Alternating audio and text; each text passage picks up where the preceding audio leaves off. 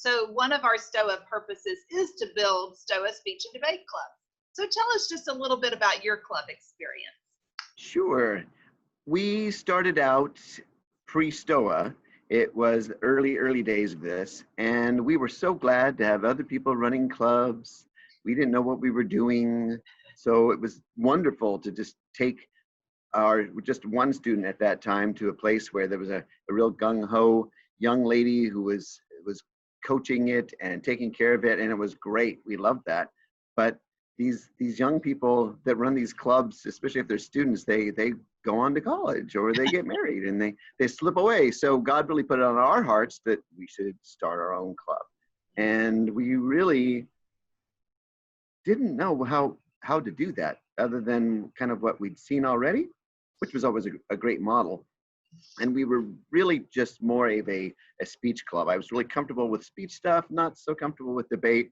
So we limped along in the debate world, and we just started out with a few, maybe there were five families, maybe less, and we were in our living room. We just met in our house, and we got a little hearth. And so when it was time for someone to speak, they would go up and they'd stand on the hearth, and they'd give their speech, and we'd give notes and work through things like you do at a club. And that was great. We loved that. And if that was all we ever were, that would have been fine. But because of word of mouth, and people started catching on and hearing about what we were doing and understanding, wow, this is great, especially for homeschoolers.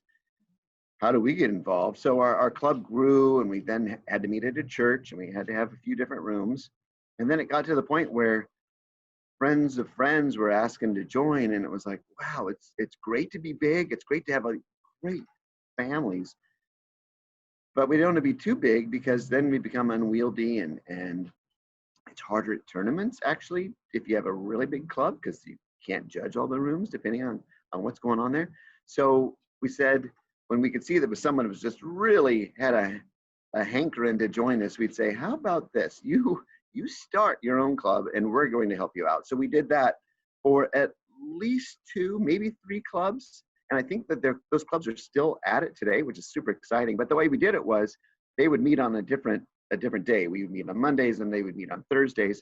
And then we said, we will send students over, we will send parents over, I'll go over, we'll join you, we'll coach, and we'll help you out. And that was great because then it's growing, other people are getting to do it, all the benefits of running a club, as you know.